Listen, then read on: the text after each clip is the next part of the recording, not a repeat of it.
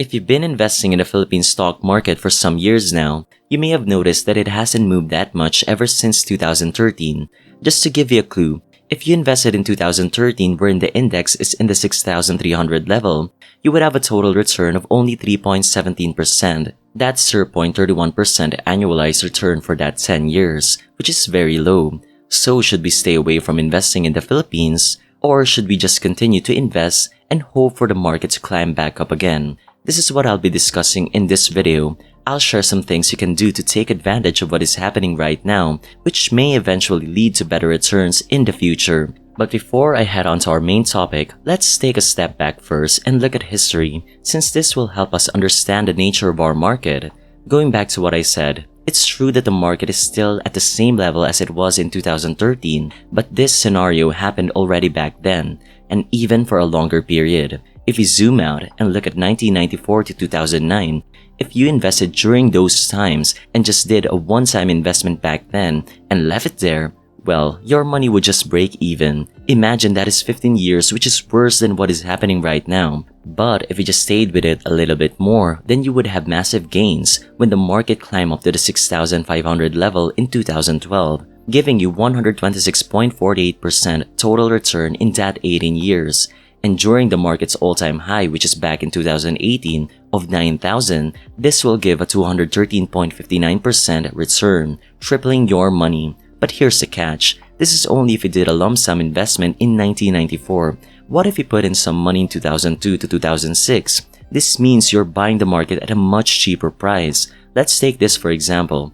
A 120,000 investment in 1994 to 2022 would grow to 307,786 pesos. This is a 156.49% return, or 5.59% annual average return, which is quite low, but you still manage to grow your money even with all those years of stagnation. But as I said, what if you put in some money in 2002 to 2006? Assuming you invested 10,000 every month during those years, this is when the market was at its lowest. The difference is big. From your total return of 156.49%, this would climb to 348%, or an average annual return of 12.44%. If you added in those 4 years, your money would have multiplied 4 times. So with this idea, actually brings us to the first strategy, investing consistently with a long-term approach. I found that when market's going down and you buy funds wisely, at some point in the future, you will be happy. You won't get there by reading. Now is the time to buy. Peter Lynch. So investing consistently, that's simple. We call this cost averaging. This is by investing over different time frames over a long period. No matter what the market is doing, you just continuously invest. This is a proven strategy that works really well. Imagine with you investing every month, you get to buy during the dips when the market was at a discount, allowing you to get more shares. So when the market does climb up again, the greater returns you get. Now I made an example of how important investing consistently is. This graph shows 3 kinds of investors from our example a while ago starting in 1994. The first one can predict the market accurately, which is almost impossible to do. He multiplied his money by almost 4 times, had a return of 293%, but this is an almost impossible case. No one can predict the market that accurately. But look at our next investor who just consistently invested every single month, no matter how high the market or how low it is. He gained a return of 159.12%, which is not bad. And a third one was afraid of investing during market crashes and just put in his money when the market recovered. This means he missed all the best times to buy stocks at a discount, but he still put up a return of 106.9%. Still not bad. This investor had the worst luck of all and yet ended up doubling his money. So this concludes even if you messed up, investing only when the market is already high would still end up with a gain as long as you stay with it for a long time. This also puts up the important lesson of why you should stay consistent even when the market is down, like what is happening right now. Although our market isn't moving and is still far away from pre-pandemic levels, if you have a long-term mindset, you know this is a great opportunity to buy stocks at a discount. Do not be like the third investor who miss out on all the best deals. This simple approach can boost the gains of your portfolio in the future. Just imagine the difference between our first investor and the third investor. A huge 186% difference. This is because the first investor tripled his investments during the market's all-time low and just stayed with it long term. That's why it is good to know history, because you can learn a lot from it. By knowing that our market tends to stagnate for a long period, then you wouldn't panic and would actually invest more so that when the market does recover again, you would ride along with it and end up with potentially bigger gains. Just like what Peter Lynch said a while ago, you would be happy in the future that you bought now, so combine it with investing consistently and having a long-term mindset. Now let's move on to the next one, investing in strong undervalued companies. All there is to investing is picking good stocks at good times and staying with them as long as they remain good companies. Warren Buffett. Of course, although investing consistently over a long period is a good strategy, but that's if what you're investing in would do well in the long run. Although you won't have trouble if you're investing in an index fund, which is our example a while ago, for individual stock picking, it's a different story.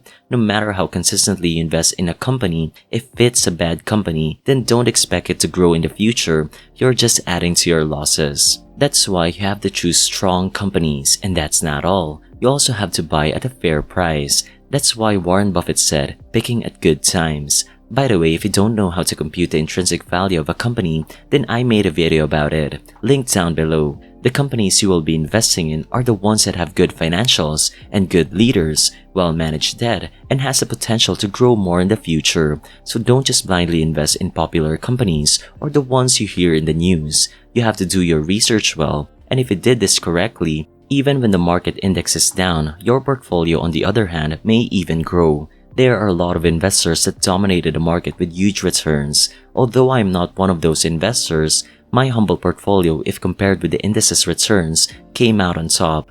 This is with the market still nowhere near pre-pandemic levels, while mine has already recovered. So going back to what I said earlier, when you started in 2013 and only have 3% returns, well, that may not be the case for investors who individually pick their stocks. You may have doubled your money by now if you pick good stocks while the index returned just 3%. But likewise, you may end up with a huge loss if you invested in bad companies. So to maximize potential returns in the future, or to maximize returns even when the market is trading sideways for a long time, build a strong portfolio, especially now that the market is still giving us a huge discount. And always keep updated with the stocks you own, because it may be a good company right now, but this may not be the case in the future. Companies' fundamentals can change due to bad leadership or taking too much debt. That's why assess the company well before pressing that buy button. And by the way, one platform that can help you analyze stocks easily is simply Wall Street. They have tons of data available for you, from price valuations, financials, health, debt management, and future growth. So you won't need to go to multiple platforms just to analyze one company. They have it all for you. And they also have a portfolio tracker that lets you assess the health of your portfolio. That's not all. They also give you an update on the stocks in your watch list, from earnings release, insider buying or selling, dividends payout, and a lot more. So with this, you can already keep updated with all the stocks you own easily. So if you want to try it out, sign up using my link, and if you do avail of their plan, you can get up to 40% discount. What are you waiting for? Try Simply Wall Street. Going back, the third one is Reinvest Everything. Compound interest is the eighth wonder of the world. He who understands it, earns it. He who doesn't, pays it. Albert Einstein. I know it's tempting to spend what you earn from capital gains or dividends, but if your portfolio is still small, then reinvest it first to let that snowball effect take action. Just think of it this way, the larger your portfolio becomes, the greater the income you would get. This is especially true in dividends. Most investors just spend it because they think it's too small to make a big difference. Yes, from a short-term perspective, over the long run, dividends will take up a majority of your returns. Just take this for example of investing $1,000 every month over 25 years in the 3M stock. Imagine if you didn't reinvest dividends, you would only have $877,260 after 25 years. Whereas if you reinvested dividends, you would end up with $2.3 million.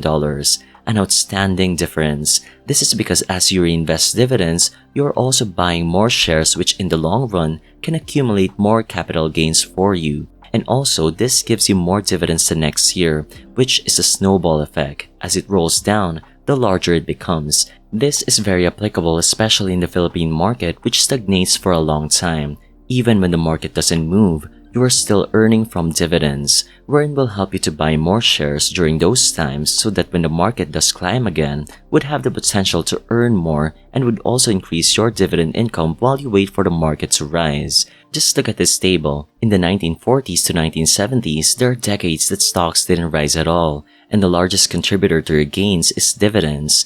1940s, 67% of the total returns of the market were from dividends. Same in the 1970s, a whopping 73%. So if we apply this to the Philippine stock market, may also be the case in the 90s to 2010 and 2013 up to the present day. Even in my portfolio, more than 50% of the gains I got from 2019 up to 2023 are from my dividends. So before withdrawing the small gains, think about it first, especially when you're just building a small portfolio. Now, since we are talking about compounding returns, this brings us to the next one, minimizing fees. Where returns are concerned, time is your friend. Where costs are concerned, time is your enemy.